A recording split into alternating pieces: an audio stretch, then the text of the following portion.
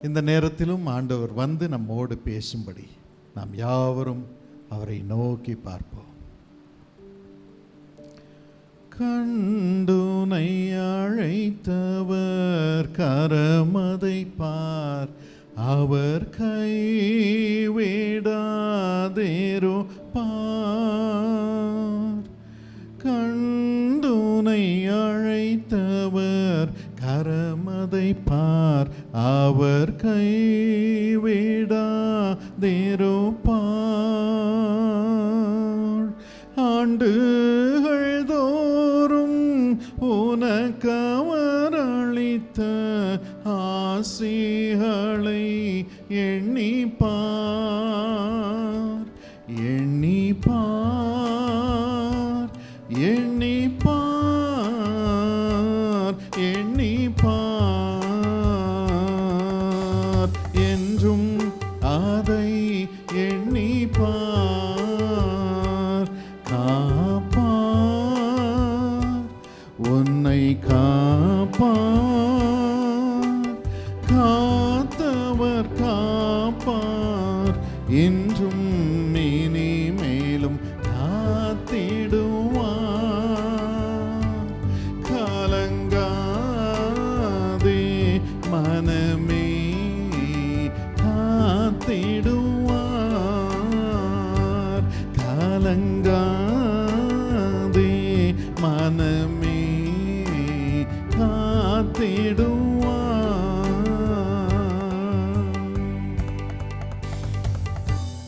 அன்புள்ள ஆண்டவரே, ஏசப்பா, எங்கள் அன்பு தகப்பனே, உமது காலிலே விழுந்து இந்த புதிய வருடத்திற்குள் பிரவேசிக்க எங்களுக்கு கொடுத்த கிருபைக்காக மக்கு நன்றி சுவாமி.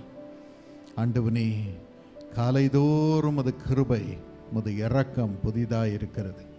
இந்த வருடத்திற்கேற்ற கிருபை, இந்த வருடத்திற்கேற்ற உமது ஆசீர்வாதம், உமது தீர்மானத்தின்படி எங்கள் மீது இப்பொழுது இறங்கட்ட சுவாமி. உமது வார்த்தை அதற்கென்று எங்களுக்கு வெளிப்படுத்தும் சுவாமி. உமது ஆசீர்வாதத்தை பூர்ணமாக நாங்கள் பெற்றுக்கொள்கிறோம். நீர் எங்களோடு தங்கியிரும், இயேசுவின் நாமத்தில் ஆமென். ஆண்டவர் நம்மோடு ஒரு புது உடன்படிக்கையை வெளிப்படுத்த போகிறார். God is going to exhibit his new covenant with us. இதற்கு ஆதாரமாக எபிரேயர் 12ஆம் அதிகாரம் 24ஆம் வசனத்தை வாசிக்க கேட்போம். புது உடன்படிக்கையின் மத்தியஸ்தராகிய இயேசுவின் இடத்திற்கும் ஆபேலினுடைய இரத்தம் பேசினதை பார்க்கிலும் நன்மையானவைகளை பேசுகிற இரத்தமாகிய தெளிக்கப்படும் இரத்தத்தின் இடத்திற்கும் வந்து சேர்ந்தீர்கள். ஆண்டவர் நம்மோடு ஒரு புது உடன்படிக்கையை செய்திருக்கிறார். அந்த புது உடன்படிக்கையை இந்த வருடத்திலே விளங்கச் செய்ய போகிறார். அந்த புது உடன்படிக்கை இயேசு கிறிஸ்துவின் இரத்தத்தின் மூலமாக நம்மோடு செய்யப்பட்டிருக்கிறது. நாம் ஏதோ உடன்படிக்கை செய்து கொள்வதல்ல, இயேசு தமது இரத்தத்தின் மூலமாக நம்மோடு உடன்படிக்கை செய்திருக்கிறார். பல வருடங்களுக்கு முன்பதாக ஜூலை 20ஆம் தேதி 1967ஆம் வருடத்திலே என் தந்தைக்கு பரலோக தரிசனத்தை ஆண்டவர் கொடுத்தார். பரலோகத்திற்கு அவரை அழைத்து சென்றார். அப்பொழுது இயேசு ஒரு பெரிய அரங்கத்திலே உட்கார்ந்திருந்தார். அங்கு எல்லாம் பொன்னாக இருந்தது. மேஜை பொன், அவருடைய நாற்காலி பொன், அவருடைய தலையிலே பொற்கிரீடம், இன்னும் அவருடைய மேஜையில் கூட தங்க இறகு, தங்க இங்க் இருந்தது. அப்பொழுது என் தந்தையை பார்த்து ஆண்டவர் கேட்டார், என் மகனே, நீ என்னை சேவிப்பாயா? Will you serve me? அப்பொழுது என் தந்தை பேங்கிலே, வங்கியிலே வேலை செய்து கொண்டிருந்தார். என் தந்தை சொன்னார், ஆண்டவரே, நான் உம்மை சேவிக்க வேண்டும் என்றால் வேலையை விட்டு வர வேண்டும். அநேகர் உம்மை சேவிக்கிறேன் என்று சொல்கிறார்கள், ஆனால் அவளுடைய வாழ்க்கையிலே பரிதாப நிலைமையை பார்க்கிறேன். ஆகவே இந்த பேங்க் வேலையை நீர் கொடுத்தீர், அதில் நான் நன்றாக வேலை செய்து உம்மை குறித்து எல்லாருக்கும் சொல்லட்டும் என்றார். அப்பொழுது ஆண்டவர் சொன்னார், என் மகனே, உன் வாழ்க்கைக்கு வேண்டிய எல்லாவற்றையும் நான் தருவேன் என்று உனக்கு வாக்கு கொடுத்தால் நீ என்னை சேவிப்பாயா என்று கேட்டார். அப்பொழுது என் தந்தை சொன்னார், ஆண்டவரே, ஒரே ஒரு நிபந்தனை, நான் உம்மை குறித்து அறிவிக்க செல்லும் எல்லா இடத்திற்கும் நீர் என்னோடு வர வேண்டும். நீர் என்னோடு வர வேண்டும். You must be with me always, my Lord. நீர் என்னோடு வர வேண்டும். ஆண்டவர் சொன்னார், நான் அப்படியே செய்வேன் என்று அன்று ஒரு தங்க ஸ்க்ரோலில், சுருளில் அதை ஒரு உடன்படிக்கையாக எழுதினார். தங்க இங்கிலே எழுதினார். அவர் கையெழுத்து போட்டார். என் மகன் தினகரனோடு நான் என்னை குறித்து அவன் அறிவிக்க செல்லும் எல்லா இடத்திற்கும் கூட செல்வேன். அவன் என்னுடைய பெயரை உலகிற்கு அறிவிப்பான் என்று எழுதி கையெழுத்து போட்டார். என் தந்தையும் கையெழுத்து போட வைத்தார். உண்மையில் சொல்லுகிறேன், அந்த இங்க் வெறும் பொன்னான இங்க் அல்ல, இயேசுவின் இரத்தத்தினால் எழுதப்பட்ட ஒரு உடன்படிக்கை. ஒரு உடன்படிக்கை. அதை ஆண்டவர் காப்பாற்றினார். ஏறக்குறைய 40 வருடங்கள் அவரோடு இருந்தார்.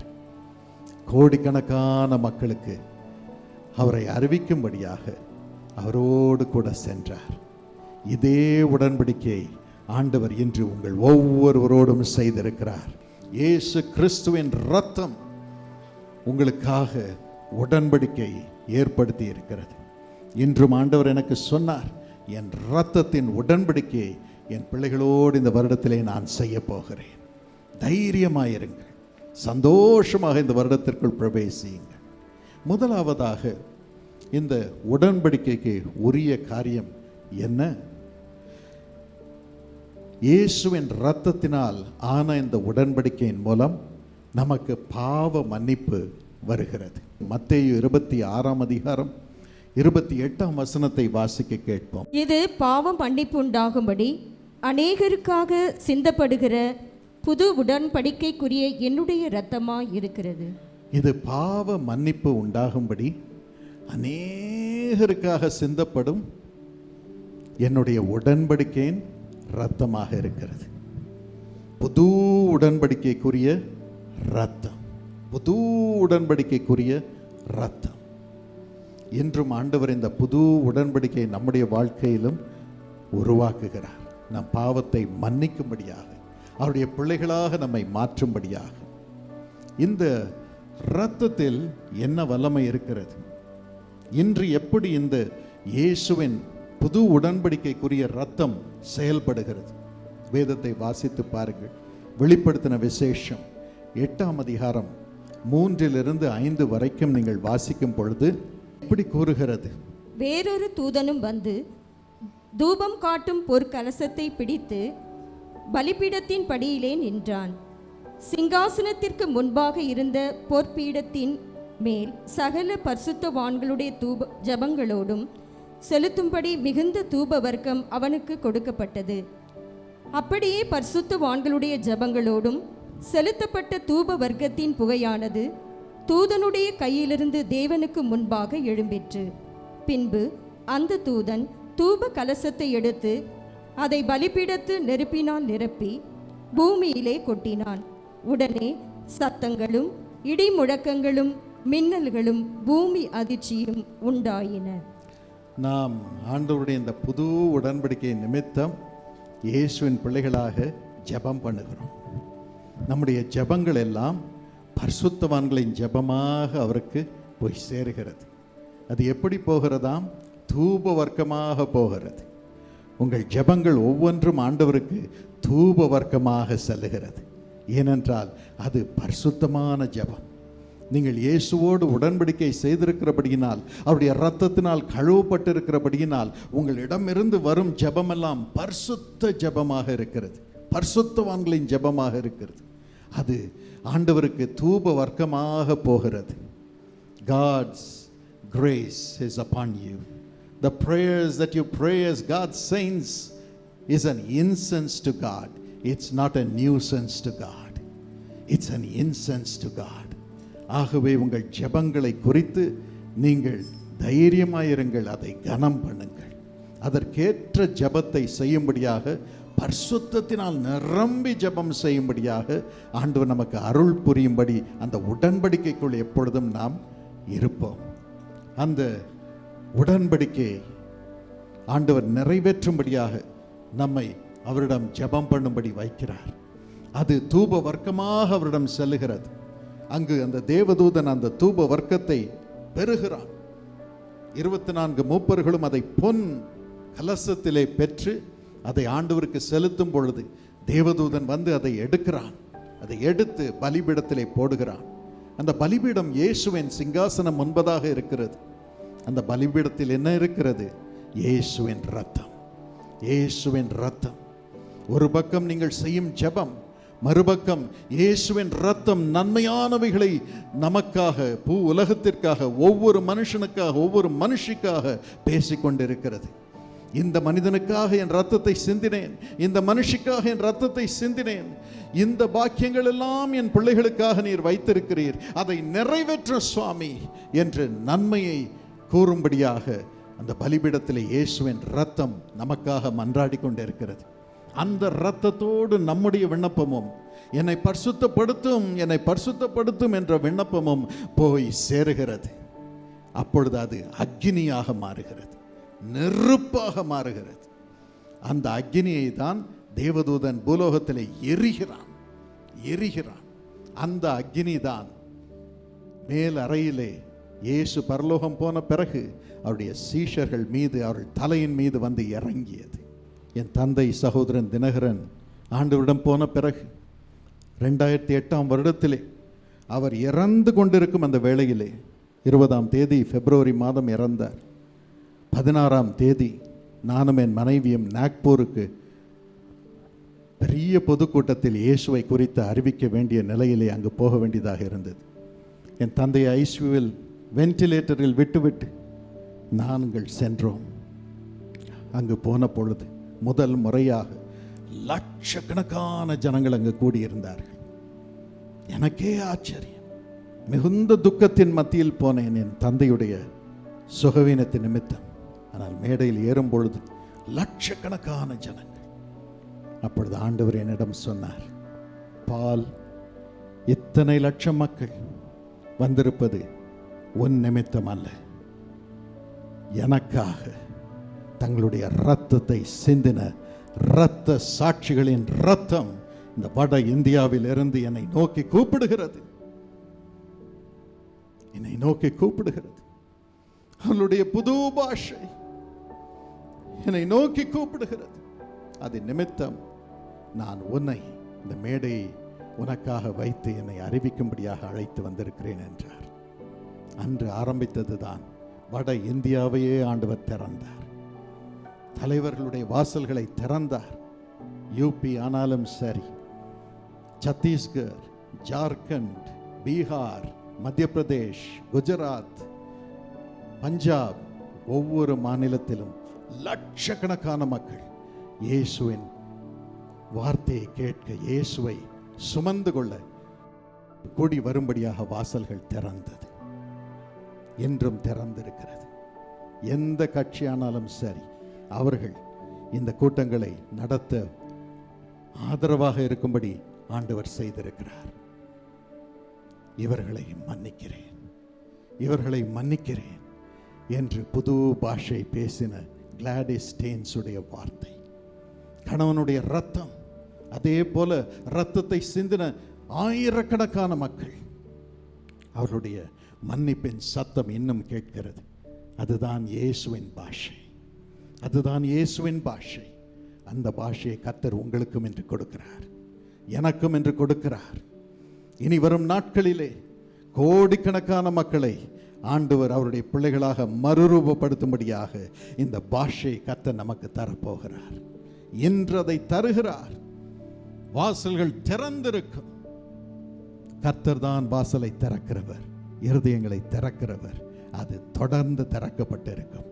இந்த பாஷைக்காக, புது உடன்படிக்கையின் இயேசுவின் ரத்தம் பேசும் இந்த பாஷைக்காக இன்று ஆண்டவரிடம் மன்றாடுவோம். இந்த புதிய வருடத்திலே கர்த்தர் அதை தருகிறார். திறந்த வாசலை கொடுக்க போகிறார். அதற்கு நமக்கு புது பாஷையை கொடுக்கிறார். அதற்கு முன்னதாக ஆண்டவரே, உமது இரத்தத்தினால் என்னை கழுவும், என்னை சுத்திகரியும். உமது பாஷையை நான் பேச வேண்டும். எனக்கென்று சுவாமி, சுயநலத்திற்கென்று நான் பேசின பாஷைகளை நான் தள்ளி வைத்துவிட்டு உமது பாஷையை பேசும் உமது பிள்ளையாக என்னை மறுரூபப்படுத்தும் என்று அவரை நோக்கி வேண்டிக் கொள்வோம். அவருடைய வல்லமை இப்பொழுது இறங்கும். சந்தோஷமாக பாடுவோமா? விந்தை கிறிஸ்தேசு ராஜா, உந்தன் சிலுவையின் மேன்மை, உந்தன் சிலுவையின் மேன்மை. இந்த விந்தை கீடாய் என்ன காணிக்கை ஈந்திடுவேன். எந்தாரும் பொருளிடாகும், எந்தாரும் பொருளிடாகும். என்னை முற்றிலும் உமக்களிக்கிறேன், என்னை முற்றிலும் உமக்களிக்கிறேன். இந்த கிறிஸ்தேசு ராஜா, உந்தன் சிலுவையின் மேன்மை,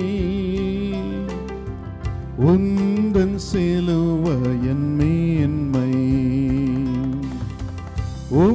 குருசே ஆசிக்கெல்லாம் ஊற்றாம் வற்ற ஜீவநதியாம். துங்கரத்த ஊற்றில் மூழ்கி, துங்கரத்த ஊற்றில் மூழ்கி தூய்மை அடைந்து மேன்மையாகினேன், தூய்மை அடைந்து மேன்மையாகினேன். விந்தை கிறிஸ்தேசு ராஜா, உந்தன் சிலுவையின் மேன்மை, உந்தன் சிலுவையின் மேன்மை. இரண்டாவதாக, இந்த புது உடன்படிக்கையின் ரத்தம் நமக்கு சமாதானத்தை கொண்டு வருகிறது. It brings peace. இந்த வருடம் முழுவதிலும் தெய்வீக சமாதானம், எல்லா புத்திக்கும் மேலான சமாதானம் உங்கள் சிந்தையை காத்துக்கொள்ளும், உங்கள் இருதயத்தை காத்துக்கொள்ளும், உங்கள் குடும்பத்தை காத்துக்கொள்ளும், உங்களுக்கு உரிய ஒவ்வொன்றையும் காத்துக்கொள்ளும். அதற்காகவே இயேசு புது உடன்படிக்கையை செய்திருக்கிறார் அவருடைய இரத்தத்தின் மூலமாக. கொலோசியர் 1:20 நீங்கள் அதை வாசிக்கிறீர்கள். இயேசு கிறிஸ்துவின் இரத்தத்தின் மூலமாக சமாதானம் என்னும் புது உடன்படிக்கை, புது உடன்படிக்கையின் இரத்தத்தின் மூலமாக சமாதானத்தை கர்த்தர் நமக்கு தருகிறார். யோவான் 14:27 ஆண்டவர் சொல்லுகிறார், இயேசு சொல்லுகிறார், என்னுடைய சமாதானத்தையே உங்களுக்கு தருகிறேன். இந்த உலகம் கொடுக்கிற பிரகாரமாக அல்ல, என்னுடைய சமாதானத்தையே தருகிறேன். மை பீஸ், இயேசுவின் மை பீஸ், என் சமாதானம் உங்களுக்குள் இன்று இறங்குகிறது, இன்று இறங்குகிறது. இதற்கு இயேசு என்ன சொல்லுகிறார்? யோவான் 10:30 நானும் என் பிதாவும் ஒன்றாயிருக்கிறோம். ஏன் தெரியுமா? இந்த சமாதானம் எங்கிருந்து வருகிறது? யோபு 25:2 வாசித்து பாருங்கள். இந்த சமாதானத்தை உன்னதங்களிலே சர்வ வல்லமுள்ள தேவன் உருவாக்கி கொண்டிருக்கிறார். Peace is produced in heaven, in the highest place. சமாதானம் தான் நமக்கு மிகவும் விலை உயர்ந்த ஒரு பொக்கிஷம். சமாதானம் நமக்குள் இருக்கும் பொழுது எதையும் செய்ய நம்மால் முடிகிறது. இன்னும் தேவனுடைய சமாதானம் இருக்கும் பொழுது இயற்கைக்கு மேற்பட்டவைகள் நம் மூலமாக நடைபெறுகிறது. அதற்கு ஒரே வழி, இயேசு சொன்னார், நானும் என் பிதாவும் ஒன்றாயிருக்கிறோம். I and my Father are one. நான் என் பிதாவின் சித்தத்தை செய்யவே இந்த உலகத்தில் வந்திருக்கிறேன். நான் என்னுடைய சித்தத்தை செய்ய அல்ல, என் பெயரை பெருமைப்படுத்த அல்ல, என் பிதா சொல்லி அனுப்பினதை செய்ய நான் வந்திருக்கிறேன். நானும் அவரும் ஒன்றாக இருக்கிறோம். அவரோடு எனக்கு சமாதானம் உண்டு. யோவான் 5ஆம் அதிகாரம் 19ஆம் வசனம், யோவான் 12ஆம் அதிகாரம் 50ஆம் வசனத்தை வாசித்து பாருங்கள். ஆண்டவர் இயேசு சொல்லுகிறார், பிதா செய்ய குமாரனாகிய நான், இயேசுவாகிய நான் காண்கிறது எதுவோ அதே அன்றி வேறு ஒன்றையும் நான் தானாய் செய்ய மாட்டேன். நானே செய்ய மாட்டேன். பிதா என்ன செய்கிறாரோ அதை நான் பார்க்கும்படி அவர் என் கண்களை திறக்கிறார், அதை செய்கிறேன்.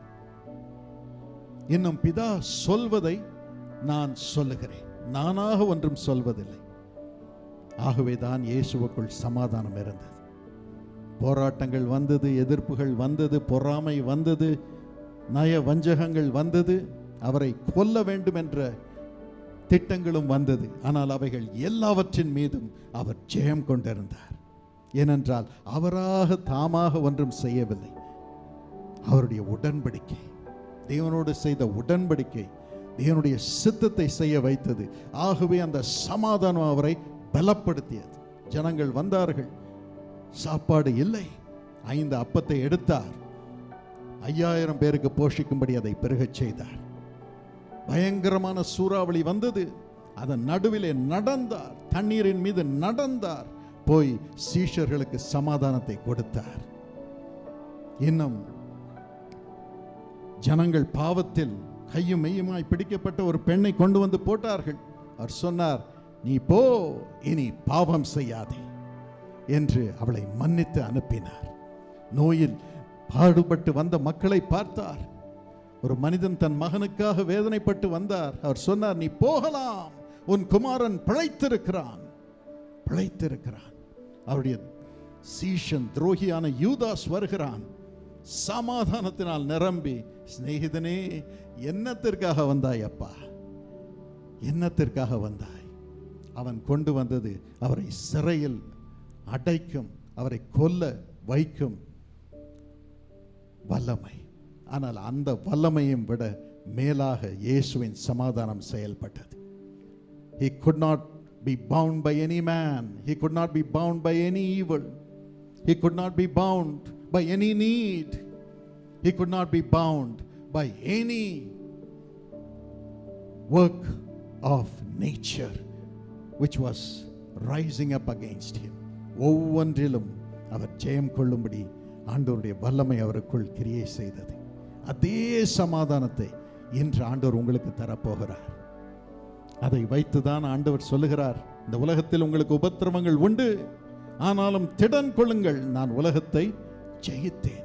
இவைகள் எல்லாவற்றிலும் நீங்கள் முற்றிலும் ஜெயம் கொள்ளுகிறவர்களாக இருப்பீர்கள். என்னுடைய அன்பின் நிமித்தம், என்னுடைய உடன்படிக்கையின் நிமித்தம் தைரியமாக இருங்கள்.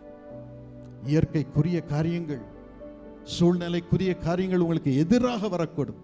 ஆனால் ஆண்டவருடைய சமாதானம் உங்களை நிரப்பும்.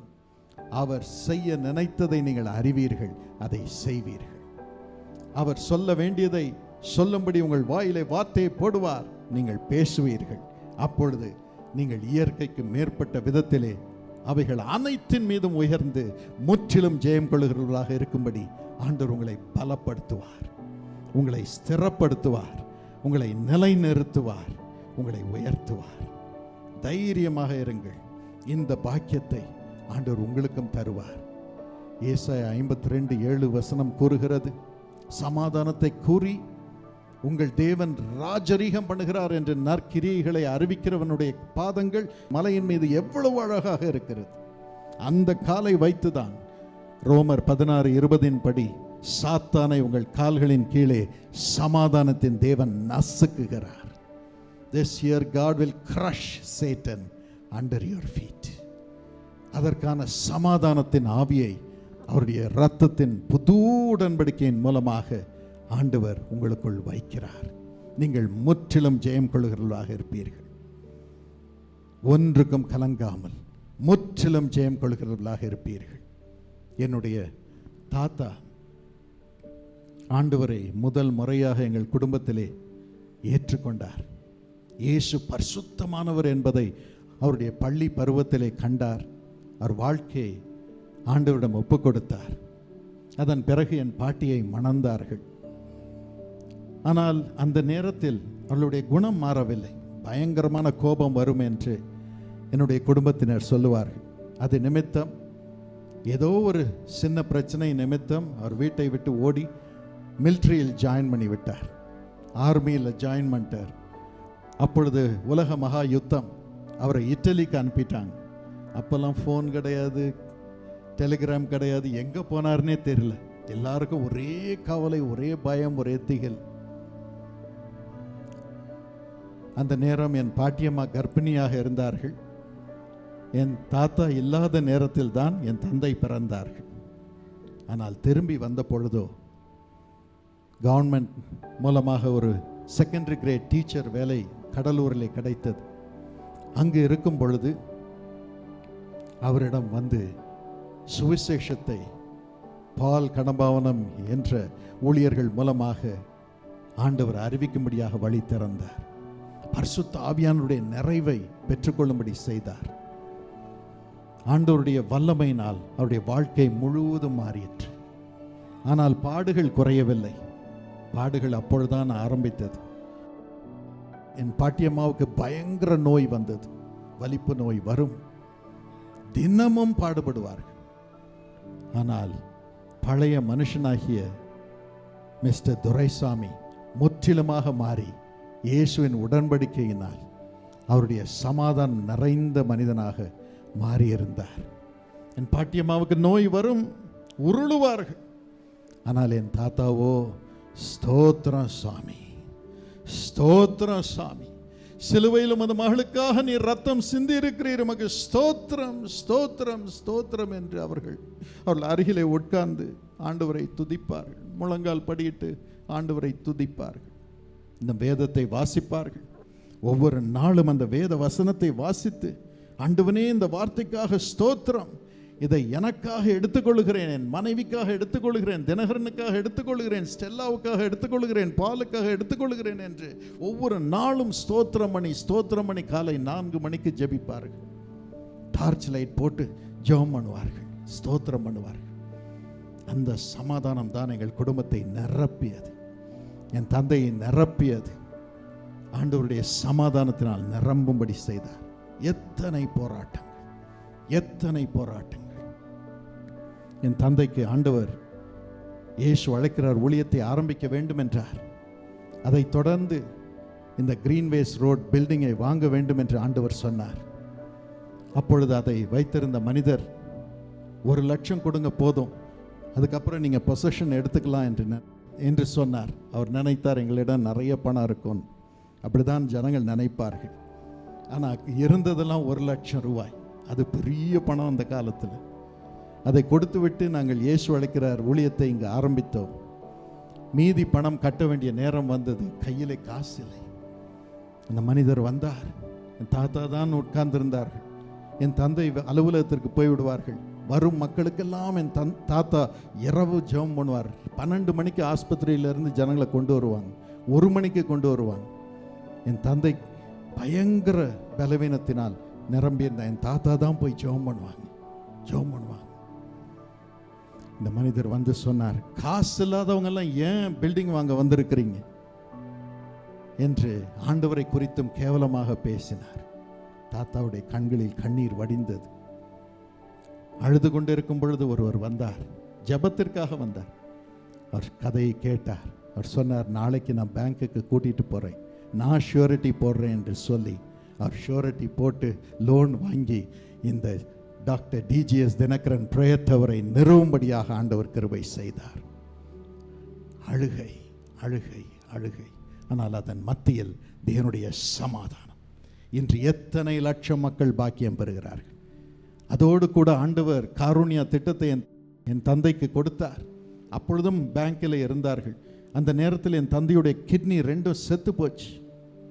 என் தங்கை ஏஞ்சல் செத்து போனா, எல்லாம் செத்து போன நிலைமை. என் தந்தை எங்கும் போக முடியாது. நான் படித்து கொண்டிருந்தேன். அப்பொழுது என் தாத்தா சொன்னார், நான் போகிறேன். அவர்களுக்கு ஆண்டவர் அற்புதமாக ஒரு போதகர் மூலம் சிறுவாணி பகுதியை காண்பித்தார். என் தந்தைக்கு தரிசனத்தில் காண்பித்திருந்த அந்த இடம் அப்படியே இருந்தது. ஆனால் அங்கு போய் நிற்கும் பொழுது ஜனங்கள் சொன்னார்கள், நீங்கள் ஏன் வருகிறீர்கள்? அங்கு கிறிஸ்தவ ஆலயங்களே கிடையாது, கிறிஸ்தவ ஊழியங்களே கிடையாது, கிறிஸ்தவ வாசனையே கிடையாது. அப்படிப்பட்ட ஒரு இடம். துரத்தினார்கள், கேவலமாக பேசினார்கள். ஒரு நிமிஷம் கூட இங்கே நீங்க இருக்கக்கூடாது என்று துரத்தினார்கள். ஆனால் என் தாத்தா, ஸ்தோத்திரம், கர்த்தர் சொல்லி இருக்கிறார், உடன்படிக்கை பண்ணி இருக்கிறார், அது நிறைவேறும் என்று சொல்லி அந்த முள்ளிலே, அந்த சகதியிலே, அந்த சேரிலே ஜனங்கள் துரத்த துரத்த துரத்த அவர் நடந்து கொண்டே இருந்தார், நடந்து கொண்டே இருந்தார். கடைசியில் ஒருவருடைய உள்ளம் உடைந்தது. அவரை பார்த்து பரிதாபப்பட்டு அவருடைய நிலத்தை முதலாவதாக நாங்கள் வாங்கும்படியாக கொடுத்தார். அதை தொடர்ந்து நடந்தார்கள் நடந்தார்கள் நடந்தார்கள். இன்று அந்த இடத்திலே 700 ஏக்கர் நிலப்பரப்பில் காருண்ய யூனிவர்சிட்டி ஸ்தாபிக்கப்பட்டிருக்கிறது. இன்று எத்தனை ஆயிரக்கணக்கான பிள்ளைகள் பாக்கியம் பெறுகிறார்கள், குடும்பங்கள் பாக்கியம் பெறுகிறார்கள். கர்த்தருடைய பெயர் அங்கு ஸ்தாபிக்கப்பட்டிருக்கிறது. என்ன இடர்கள் வந்தாலும், என்ன எதிர்ப்புகள் வந்தாலும், என்ன அதிகாரங்கள் எழுந்தாலும் அது என்றும் நிலைத்து நிற்கும்படியாக ஆண்டவர் கிருபை செய்திருக்கிறார்.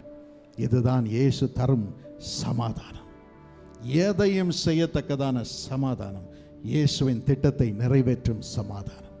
இந்த அருளை கர்த்தர் உங்கள் ஒவ்வொருவருக்கும் கொடுக்க போகிறார், ஒவ்வொருவருக்கும் கொடுக்க போகிறார். இது இல்லை என்றால் இந்த உலகத்தில் நாம் பிழைக்கவே முடியாது. இந்த சமாதானம் இயேசுவோடு இணைத்து வைக்கும், அவருடைய சத்தத்தை கேட்க வைக்கும். இதை செய் என்று சொல்லுவார், அதை செய்யும்படியாக அந்த சமாதானம் போராட்டங்கள் மத்தியிலே, உபத்திரவங்கள் மத்தியிலே நம்மை பலப்படுத்தும். எதற்கும் பயப்படாமல், யாருக்கும் பயப்படாமல், என்ன எதிர்ப்பு வந்தாலும், என்ன கேவலமான வார்த்தை பேசினாலும், தவறான குற்றச்சாட்டு சொன்னாலும் நாம் எழுந்து நிற்போம்.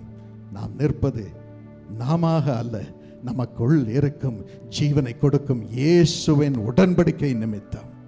அந்த உடன்படிக்கை இன்று ஆண்டவர் உங்களோடு செய்கிறார்.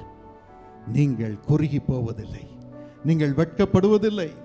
நிச்சயமாகவே பெருகுவீர்கள், நிச்சயமாகவே பெருகுவீர்கள். உங்களுக்குள் இருக்கிறவர் இந்த உலகத்தில் இருக்கிறவனை விட பெரியவர். சத்தமாக சொல்லுவோம், அதுதான் நமக்கு சமாதானம். பிசாசை சிலுவையிலே வெற்றி சிறந்தவனை வெளியரங்கமான கோலமாக்கின ஆண்டவர் அவருடைய தீர்மானத்தை நிறைவேற்றும்படி கர்த்தர் உங்களை அழைத்திருக்கிறார். எத்தனை பேர் அதை விசுவாசிக்கிறீர்கள்? இயேசுவின் தீர்மானத்தை நிறைவேற்றும்படி உங்களை அழைத்திருக்கிறார். ஆகவே தைரியமாக இருங்கள், எழும்பி பிரகாசி, உன் ஒளி வந்தது.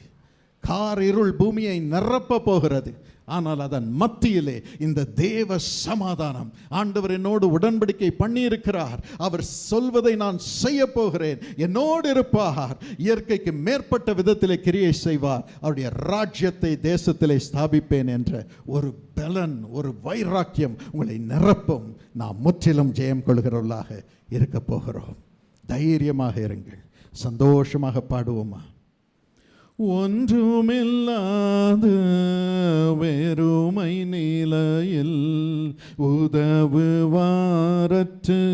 போகையில், ஒன்றுமில்லாத வெறுமை நிலையில் உதவுவாரற்று போகையில், கண்மலை பிளந்து தண்ணீரை சுரந்து, கண்மலை பிளந்து தண்ணீரை சுரந்து, தாகம் தீர்த்த தயவை, தாகம் தீர்த்த தயவை பாடுவேன், பரவசமாகுவேன், பரந்தோடும் இன்னலே பாடுவேன், பரவசமாகுவேன், பரந்தோடும் இன்னலே. கரங்களை தட்டி சந்தோஷமாக பாடுவோமா? என்று மாறும் எந்தன் துயரம், என்றே மனமும் ஈங்கையல், என்று மாறும் எந்தன் துயரம், என்றே மனமும் ஈங்கையல்,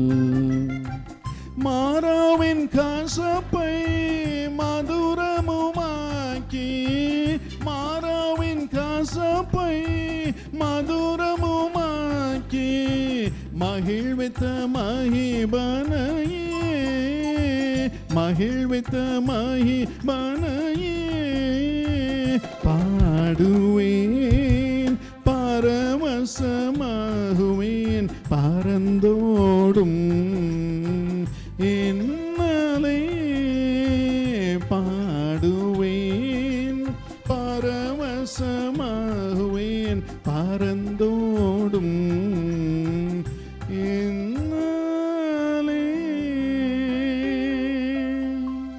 கடைசியாக இந்த புது உடன்படிக்கையின் இயேசுவின் ரத்தம் நம்மை அவருடைய பரிசுத்த பிரசன்னத்திற்குள் பிரவேசிக்க செய்கிறது. எபிரேயர் 10:19 நாம் வாசிக்கிறோம், புது உடன்படிக்கையின் இரத்தத்தால் மகா பரிசுத்த ஸ்தலத்திற்குள் நாம் பிரவேசிக்கிறோம். தேவாதி தேவனுடைய பரிசுத்த பிரசன்னத்திற்குள் நாம் பிரவேசிக்கும்படியாக வாசல் திறக்கிறது, வாசல் திறக்கிறது. அதுதான் இயேசுவின் உடன்படிக்கையின் இரத்தம் நமக்கு செய்திருக்கும் மிகப்பெரிய பாக்கியமான காரியம். It has opened the most holy place for us to enter into the presence of the living God. இந்த வருடத்திலே நீங்கள் தேவாதி தேவனுடைய பிரசன்னத்திற்குள் கடந்து போகும்படியாக வாசலை ஆண்டவர் திறக்க போகிறார். அவருடைய இரத்தத்தின் மூலமாக, உங்களோடு செய்திருக்கும் உடன்படிக்கையின் மூலமாக தைரியமாக இருங்கள். யோவான் 15:16 வாசித்து பாருங்கள். அதில் ஆண்டவர் சொல்லுகிறார், நீங்கள் என்னை தெரிந்து கொள்ளவில்லை, நான் உங்களை தெரிந்து கொண்டேன், நான் உங்களை தெரிந்து கொண்டேன். நீங்கள் என் நாமத்தினாலே பிதாவை கேட்டுக்கொள்வது எதுவோ அதை அவர் உங்களுக்கு தருவார். என் நாமத்தினாலே எதை கேட்டாலும் அதை செய்வேன். பிதாவுடைய சன்னிதானத்திற்குள் பிரவேசிக்கும்படியாக என் நாமத்தை உங்களுக்கு தருகிறேன். என் உடன்படிக்கை செய்த என் இரத்தத்தினால் ஆன என் நாமத்தை உங்களுக்கு தருகிறேன். நீங்கள் தேவாதி தேவனுடைய சமூகத்திற்குள் பிரவேசிக்க முடியும், பிரவேசிப்பீர்கள். எதை கேட்டாலும் இயேசுவின் நாமத்தினால் அதை பெற்றுக்கொள்வீர்கள். விசேஷமாக பரிசுத்த ஆவியானவர் எனக்கு உங்களிடம் சொல்லும்படி சொன்ன காரியம், உங்கள் பிள்ளைகளுக்காக இந்த வருடத்திலே நீங்கள் எதையெல்லாம் கேட்கிறீர்களோ அத்தனையும் ஆண்டவர் உங்களுக்கு அருளி செய்ய போகிறார், அத்தனையும் அருளி செய்ய போகிறார். இது ஒவ்வொருவருடைய பிள்ளைகள், பரிசுத்தவான்களுடைய பிள்ளைகள் ஒவ்வொருவரும் பாக்கியம் பெறும் வருடமாக இருக்க போகிறது. கர்த்தர் உங்கள் பிள்ளைகளை விசாரிக்கும் வருடமாக இது இருக்க போகிறது. நிறைவான பலனை கொடுப்பார். உங்கள் பிள்ளைகள் எப்படி இருப்பார்கள்? மல்கியா 2:15 படி தேவ பக்தியுள்ள சந்ததியாக உங்கள் பிள்ளைகள் இருக்கும்படி ஆண்டவர் செய்வார். அதற்கேற்ற உங்கள் ஜெபங்களுக்கு பதிலை தருவார். இன்னும் ஏசாயா 54:13 படி உங்கள் பிள்ளைகளுடைய சமாதானம் பெரிதாய் இருக்க போகிறது. தைரியமாக இருங்கள். உங்கள் பிள்ளைகளுடைய சமாதானம் இந்த வருடத்தில் பெரிதாக இருக்க போகிறது. அதற்கு தேவன் உங்களோடு உடன்படிக்கை பண்ணி இருக்கிறார். அவருடைய இரத்தத்தின் மூலமாக இதை நீங்கள் பெற்றுக்கொள்வீர்கள். அவரிடம் கேட்கும் பொழுது, இயேசுவின் நாமத்தில் கேட்கும் பொழுது உங்கள் பிள்ளைகள் மீது பெரிய சமாதானம் இறங்க போகிறது. எல்லாம் சமாதானமாக இருக்கும். இன்னும் ஏசாயா 65:23 வாசித்து பாருங்கள். உங்கள் பிள்ளைகள் தேவனால் ஆசீர்வதிக்கப்பட்டவர்களாக இருப்பார்கள். they will be blessed by God. இன்னும் ஏசாயா 8:18 படி உங்கள் பிள்ளைகள் அற்புதங்களாகவும் அடையாளங்களாகவும் இருப்பார்கள். எல்லாரும் சொல்லுங்கள், என் பிள்ளைகள் அற்புதங்களாக அடையாளங்களாக இருக்கிறார்கள், இருக்க போகிறார்கள். அதற்கு நான் செய்யும் ஜெபத்தை ஆண்டவர் கேட்க போகிறார். ஹல்லேலூயா! தைரியமாக இருங்கள். உங்கள் பிள்ளைகளை ஆண்டவர் இந்த தேசத்திலே, இந்த உலகத்திலே, இந்த பொல்லாத சூழ்நிலைகள் மத்தியிலே பிசாசு அவர்களை ஈர்க்கும் இந்த வேளையிலே அற்புதங்களாகவும் அடையாளங்களாகவும் வைக்க போகிறார். உங்களுக்கும் அப்படியே அவர்கள் மூலம் அடையாளங்களும் அற்புதங்களும் நடைபெற போகிறது. மற்றவர்களுக்கும் உங்கள் பிள்ளைகள் அற்புதங்களாகவும் அடையாளங்களாகவும் இருக்க போகிறார்கள். தைரியமாயிருங்கள். இன்னும் சங்கீதம் 112:2 கூறுகிறது, உங்கள் பிள்ளைகள் பூமியிலே பலத்திருப்பார்கள். Your children will be mighty in the land. கர்த்தர் உங்கள் பிள்ளைகளை உயர்த்தி பெருகச் செய்ய போகிறார். தைரியமாயிருங்கள். இதற்கு நீங்கள் செய்யும் ஜெபங்களை எல்லாம் ஆண்டவர் கேட்பார். சில மாதங்களுக்கு முன்பதாக ஹைதராபாத்திலே அனுமித்ரா என்ற ஒரு பெண்ணை குறித்த ஒரு சாட்சி சொல்லப்பட்டது. 12ஆம் வகுப்பு அவள் எழுத வேண்டும். அதற்கு முன்னதாக பயங்கர நோய், மலேரியா வந்தது, டைஃபாய்டு வந்தது. அதன் பிறகு நோய்க்கு பின் நோய், ஆஸ்பத்திரிக்கு பின் ஆஸ்பத்திரி. அவளை சுமந்து கொண்டு போனார்கள். எப்படி, ஏன் என்ற நிலைமை அவளுக்கு இருந்தது. ஏன் இந்த பிரச்சனை என்று கண்டுபிடிக்க முடியவில்லை. அந்த நேரத்திலே பெற்றோர் அவளுக்காக ஜெபம் பண்ணும்படி ஆஸ்பத்திரியில் அவளை அட்மிட் செய்து ஜெபம் பண்ணும்படி ஜெப கோபுரத்திற்கு வந்தார்கள். அப்பொழுது அவர்கள், நாங்கள் குடும்பமாக எல்லாரையும் பங்காளர்களை சந்திக்க ஹைதராபாத்துக்கு வருகிறோம் என்ற செய்தியை கேள்விப்பட்டார்கள். அந்த நேரத்திலே நாங்கள் போய் பங்காளர்களை சந்தித்து ஜெபித்து கொண்டிருக்கும் வேளையிலே அந்த பெண்ணை ஆஸ்பத்திரியிலிருந்து பெற்றோர் கொண்டு வரும்படியாக முயற்சி செய்தார்கள். ட்ரிப்ஸ் எல்லாம் போட்டிருந்தாங்க, டியூப்ஸ் எல்லாம் போட்டிருந்தாங்க. அந்த ஹாஸ்பிட்டல் சொன்னார்கள், நாங்கள் அனுமதிக்க மாட்டோம் என்று. கடைசியில் நாங்கள் கொண்டு போகிறோம் என்று சொன்னார்கள். பெற்றோரிடம் எழுதி வாங்கி கொண்டார்கள், பிள்ளைக்கு ஏதாவது ஆனால் நாங்கள் பொறுப்பு அல்ல என்று. அப்படியே டியூபோடு அந்த பிள்ளையை நாங்கள் இருந்த இடத்திற்கு, ஜெபித்து கொண்டிருந்த இடத்திற்கு கூட்டிக் கொண்டு வந்தார்கள். அந்த பிள்ளையை பார்த்த பொழுது என் உள்ளமெல்லாம் உடைந்தது. எவ்வளோ விசுவாசம், அந்த பிள்ளைக்கு எவ்வளோ போராட்டம். அப்பொழுது நானும் என் மனைவியும் அந்த பிள்ளைக்காக ஆண்டவரிடம் மன்றாடினோம், ஜெபம் பண்ணி அனுப்பினோம். என்ன ஆச்சரியம், திரும்பி போன பொழுது ஆண்டவர் அவளை சுகமாக்கி இருந்தார். கொஞ்ச நாட்களுக்குள் திரும்ப பள்ளிக்கு போக ஆரம்பித்தாள். 12th exam எழுதினாள். அவளுக்கு 1000க்கு 985 மார்க்ஸ் எக்கனாமிக்ஸ் குரூப்பிலே வரும்படி ஆண்டவர் செய்தார். ஸ்டேட் ஃபர்ஸ்ட் பெறும்படி ஆண்டவர் செய்தார். இந்த பிள்ளை இப்பொழுது IASக்காக படித்து கொண்டிருக்கிறார். உங்கள் பிள்ளைகளை ஆண்டவர் பராமரிப்பார். இந்த பிள்ளை ஒரு யங் பார்ட்னர், ஆண்டவருடைய பிள்ளை. ஆகவே தைரியமாக இருங்கள். கர்த்தர் உங்கள் வீட்டை கட்டுவார். உங்கள் ஜெபங்களுக்கு பதிலை தருவார். அவருடைய சமூகம் உங்களுக்கு திறந்திருக்கும். இன்று ஆண்டவரே, என்னோடு நீர் உமது இரத்தத்தின் மூலமாக இயேசுப்பா உடன்படிக்கை பண்ணியிருக்கிறீர். எனக்கு எவ்வளோ பெரிய பாக்கியம், எவ்வளோ பெரிய பாதுகாவல், எவ்வளோ பெரிய நம்பிக்கை, எவ்வளோ பெரிய பாக்கியமான எதிர்காலம். நான் ஜீவிக்கிறபடியினால், நான் பிழைக்கிறபடியினால் நீங்களும் பிழைப்பீர்கள் என்று ஆண்டவர் சொன்னார். இயேசு நம்மோடு வருகிறார். நாம் கண்களை மூடி ஆண்டவரை நோக்கி பார்ப்போம். ஒன்றுக்கும் நீ கவலைப்படாதே, என்றும் ஜெபத்தையும் விடாதே. கடந்ததை எண்ணி வாடாதே, நடந்ததை வீணாய் நாடாதே. பயப்படாதே, பாரில் இப்போதே திகையாதே, கலங்காதே, திகையாதே, கலங்காதே. தெரிந்து கொண்டேன், பேர் சொல்லி அழைத்தேன், அறிந்து கொண்டேன் நீ என்னுடையவன். தெரிந்து கொண்டேன், பேர் சொல்லி அழைத்தேன், அறிந்து கொண்டேன் நீ என்னுடையவள்.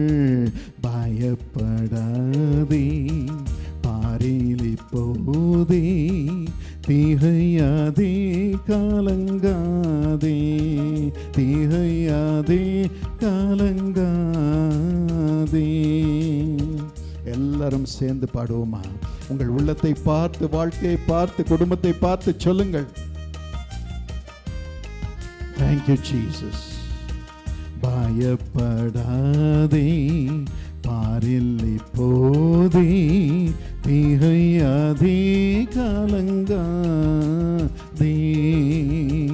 தெரிந்து கொண்டேன், பேர் சொல்லி அழைத்தேன், அறிந்து கொண்டேன் நீ என்னுடையவள்.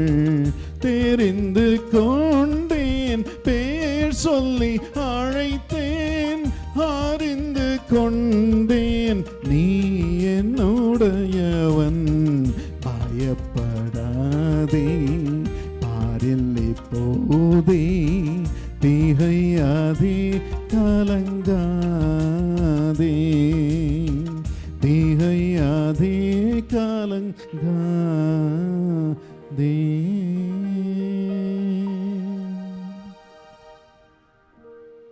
எல்லாரும் இதயத்தை திறந்து, இயேசுப்பா என்னோடு நீர் உமது இரத்தத்தினால் உடன்படிக்கை பண்ணி இருக்கிறீர், நித்திய உடன்படிக்கை பண்ணி இருக்கிறீர், உமக்கு ஸ்தோத்திரம் என்று சொல்லுவோமா? இருதயத்தை திறந்து, வாயை திறந்து, சந்தோஷமாய் இயேசுப்பாவை ஸ்தோத்திரித்து இந்த உடன்படிக்கைக்குள் பிரவேசித்து இந்த வருடத்திற்குள் பிரவேசிப்போம். எல்லாரும் ஆண்டவரை ஸ்தோத்திரிப்போம். Let's praise God, let's praise God. Thank you wonderful Holy Spirit. உமக்கு நன்றி, நன்றி, நன்றி இயேசுப்பா. ஆண்டவனே, எங்களோடு நித்திய உடன்படிக்கை உமது இரத்தத்தின் மூலமாக செய்திருக்கிறீர் இயேசுப்பா. உமது இரத்தம் எங்களுக்காக நன்மையானவைகளை பேசிக் கொண்டிருக்கிறது. உமக்கு நன்றி, நன்றி, நன்றி இயேசுப்பா, நன்றி இயேசுப்பா, நன்றி இயேசுப்பா. இதனால் ஆண்டவனே பாவ மன்னிப்பினால் உண்டாகும் ஆண்டவனே ஜெயத்தை எங்களுக்கு கொடுக்கிறீர் இயேசுப்பா. உலகமே உமது ரட்சிப்பை அறியும்படியாக மன்னிப்பின் சத்தத்தை எங்கள் இருதயத்தில் கேட்கும்படி நீர் செய்வீர். ஆண்டவனே, மன்னிப்பை பெறவும் மன்னிப்பை கொடுக்கவும் எங்களை பலப்படுத்துவதற்காக உமக்கு நன்றி, நன்றி, நன்றி இயேசுப்பா. Thank you Jesus. உமது வல்லமை இறங்குவதாக அப்பா. எங்கள் ஒவ்வொருவரையும் மன்னிக்கும்படியான ஆவியினால் நிரப்புவதற்காக நன்றி. இந்த தேசத்தையே உமது மன்னிப்பினால் நிரப்பி ரட்சிப்பை ஜனங்களுக்கு கொண்டு வரும்படியாக எங்களுக்கு புது உடன்படிக்கையின் வல்லமையை கொடுப்பதற்காக நன்றி இயேசுப்பா. கோடா கொடி நன்றி. இப்பொழுது உமது சமாதானம் எங்களுக்குள் இறங்குவதற்காக நன்றி. தேவ சமாதானம் இறங்குவதற்காக நன்றி இயேசுப்பா. உம் சித்தத்தை அறிவதினால் உண்டாகும் சமாதானம், உம் சித்தத்தை நிறைவேற்றத்தக்கதான சமாதானம், எல்லா உபத்திரவங்கள் மத்தியிலும் சித்தத்தை நிறைவேற்றும்படி தைரியமாய் முன்னே செல்லத்தக்கதான சமாதானம் எங்களை நிரப்புவதற்காக நன்றி, நன்றி, நன்றி. எல்லாரும் இதயத்தை திறந்து இந்த சமாதானத்தினால் நிரம்புங்கள். ஆண்டவருக்கு நன்றி சொல்லுங்கள். உங்கள் பிள்ளைகளின் சமாதானம் பெரிதாக இருக்கும். ஹல்லேலூயா. ஒவ்வொரு ஜெபத்திற்கும் பதில் தேவ பரிசுத்த ஸ்தலத்திற்குள் பிரவேசிக்கத்தக்கதான அபிஷேகத்தின் ஆவி ஒவ்வொருவரையும் நிரப்பிக் கொண்டிருக்கிறது. தேவாதி தேவனுடைய பிரசன்னத்திற்குள் இன்பமாய் பிரவேசிக்க ஜெபம் பண்ண, அந்த ஜெபம் பரலோகத்திற்கு போய் அக்னியாய் திரும்பி வர ஆண்டவனுடைய வல்லமை உங்கள் மீது இறங்கி கொண்டிருக்கிறது. Thank you holy spirit. உமக்கு நன்றி, நன்றி இயேசுப்பா. கோடா கொடி நன்றி, கோடா கொடி நன்றி. ஒவ்வொருவருடைய ஆசீர்வாதத்திற்காகவும் இப்பொழுது என்னுடைய மனைவி சகோதரி இவாஞ்சலின் தொடர்ந்து ஜெபிக்கும்படி அன்போடு கேட்டுக்கொள்கிறேன்.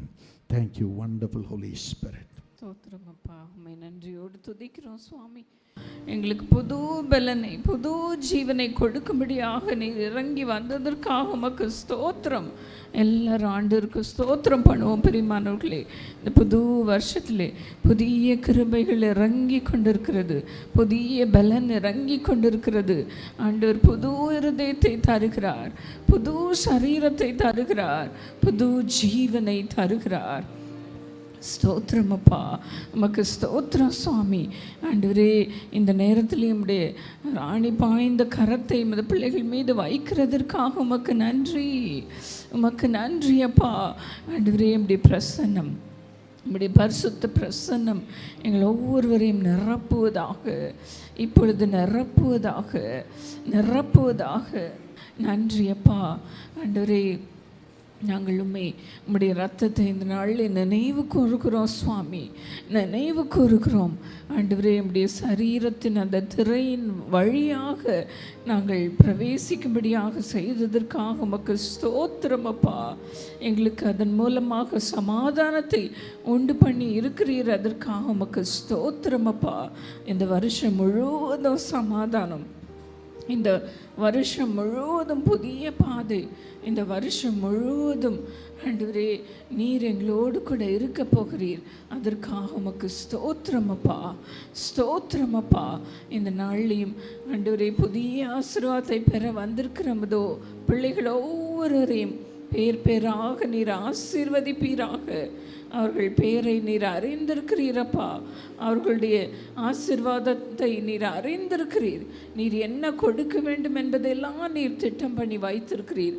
இந்த வருஷத்தில் அந்த ஆசீர்வாதங்கள் எல்லாம் அவர்களை வந்து சேரட்டும் சுவாமி. விசேஷமாக பிள்ளைகளுக்காக அந்த பிள்ளைகள் ஜெபித்து கொண்டிருக்கலாம்ப்பா. ஆண்டவரே அவர்கள் பிள்ளைகளுக்காக நாங்கள் ஜெபிக்கிறோம் சுவாமி.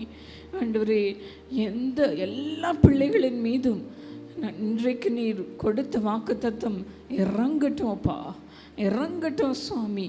ஆண்டவரே நம்முடைய சமாதானத்தின் உடன்படிக்கை மது பிள்ளைகளின் மீது இறங்குவதாக, இறங்குவதாக. அவர்களுடைய சமாதானம் பெரிதாக இருக்கட்டும் சுவாமி. ஒவ்வொருடைய பிள்ளைகளுடைய எதிர்காலமும் செழிப்பாக இருக்கட்டும் சுவாமி, ஆசீர்வாதமாக இருக்கட்டும்ப்பா. ஒவ்வொரு குடும்பத்தையும் இந்த நேரத்தில் பேர் பேராக நினைத்து ஆசீர்வதிப்பீராக. நம்முடைய அன்பு கரம் அவர்களை அணைத்து கொள்ளட்டும்ப்பா. அவர்களோடு கூட யுக யுகமாக நீர் இருக்கிறீர் சுவாமி. இனிமேல் இருப்பீரப்பா, இருப்பீர். நாங்கள் பாடினோமே, நீர் எங்களோடு கூட யுக யுகமாக இருக்க வேண்டும் என்று. அப்படியே நீர் அப்பா உலகத்தின் முடிவு பரியந்தம் சதா காலங்களிலும் கூடவே தங்கி இருப்பீராக. இம்மானுவேலராக கூடவே இருப்பீராக, எபனேசராக கூடவே இருப்பீராக. அவர்களுக்கு உதவி செய்யோப்பா. அவர்கள் தேவைகளை சந்தியும், அவர்கள் வியாதிகளை சுகமாக்கும். இந்த புது வருஷத்திலே ஒரு புது திருப்பம், ஒரு புது மாறுதல் உண்டாயிருக்கட்டும். எல்லா மகிமையும் உமக்கு செலுத்துகிறோம் இயேசுவின் நாமத்தில். ஆமென்.